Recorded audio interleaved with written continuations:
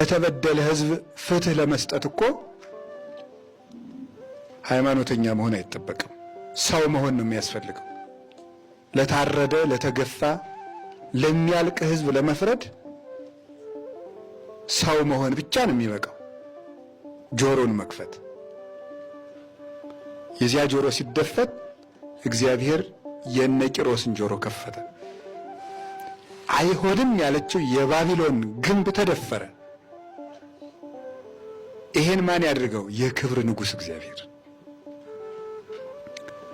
ከዘመዶቹ ቢያልቁበት በባዕድ የሚዋጋ እግዚአብሔር፣ የሚያምኑት ቢያልቁ በማያምኑት የሚዋጋ እግዚአብሔር የክብር ንጉሥ የባቢሎንን የሰባ ዘመን መከራ ቀንበር ሰብሮ ወገኖቹን አውጥቶ ኢየሩሳሌም አግብቶ አሳረፋቸው። እግዚአብሔር ይፈርዳል። ምድርም ተበቃይ ናት። ቤተ ክርስቲያን የሚያርዷትን የምታጠቃበት ሰይፍ የላትም። ራሷ ኢየሱስ ክርስቶስ ግን ሁለት አፍ ካለው ሰይፍ ይልቅ የሚቆርጥ ነው። ፍርድንም ይፈርዳል፣ ጠላቶቹንም ይበቀላል። ይህ በብሉይ ኪዳን ብቻ የተደረገ አይደለም። በሐዲስ ኪዳን ቤተ ክርስቲያንን የገፉት ሁሉ ማይረባ ሞት ነው የሞቱት። ሄሮድስ ተልቶ ሸቶ ነው የሞተው። በዘመነ ሰማዕታት ክርስቲያኖችን ሲያርድ የነበረው ኔሮን ቄሳር አብዶ ከገዛ ከተማ ወጥቶ ለምኖ በልቶ ነው የሞተው። በማይረባ ሞት ነው የሞተው። የክርስቶስ ቤተ ክርስቲያን ክርስቲያኖችን ሲያሰቃይ የነበረው ኡልያኖስ በኢየሱስ ክርስቶስ ሲያላግጥ የነበረው ንጉሥ ምንድን ነው ያደረገው? ክርስቲያኖችን ምንድን ነው የሚለው? በእውነቱ የናዝሬቱ አናጺ እንጨት ጠራቢ የት ሄዶ ነው ሲል ነበር። ንጉሡ ኢየሱስ ክርስቶስን ጠራቢ የጠራቢው ልጅ የት ሄዶ ነው እያለ ሲቀልድ ቅዱስ ባስልዮስ ላንተ የሬሳ ሳጥን ሊያዘጋጅ ሄዷል ነበር ያለው። በሜዳው ሙቶ ነው የቀረ። እስከ ዛሬ ድረስ ቤተ ክርስቲያንን የገፋ ሰው እረፍት አግኝቶ አያውቅም። ግራኝ መሐመድም በሜዳ ነው ሙቶ የቀረ። ከ17 ዓመት በላይ ቤተ ክርስቲያንን ገፍቶ እና የክርስቲያን ደም ስንት ሲፈስ ነው የሚሞላ ጽዋው? አይበቃም ወይ? የክብር ንጉሥ እግዚአብሔር አይሆንም የተባሉ ደጆችን ሁሉ ይከፍታል እና መኳንንት ሆይ ደጆችን ክፈቱ። የሚጮህ ደም የሚጣራ ደም አለ። የአቤልን ደም ማን ነው ደም አፍሶ ሰላም ይኖረ? አቤልን የገደለ ቃየል የገዛ ወንድሙን ቢገድል እሱን የገደለው ግን የገዛ ልጁ ነው። የሰው ደም አፍሶ በሰላም ይኖር የለ።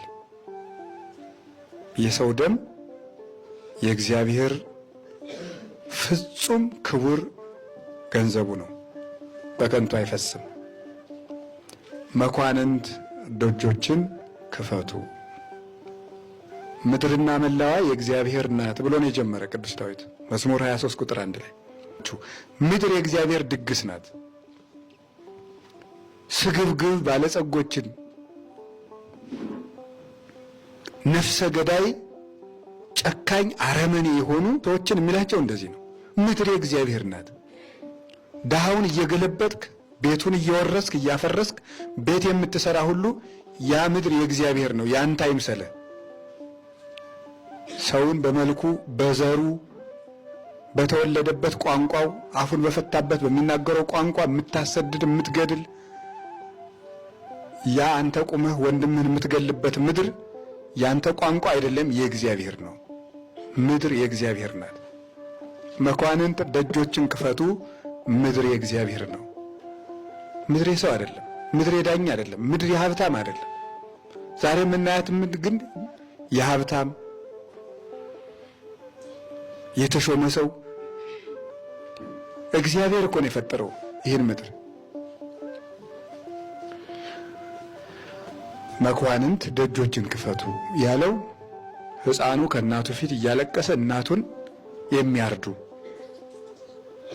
የሕፃን ጩኸት የማይሰማቸው ሕፃኑን እያስለቀሱ ከአንገቱ መስቀሉን የሚበጥሱ አድጎ እንኳን እምነቱን እስኪመርጥ የማይፈቅዱለት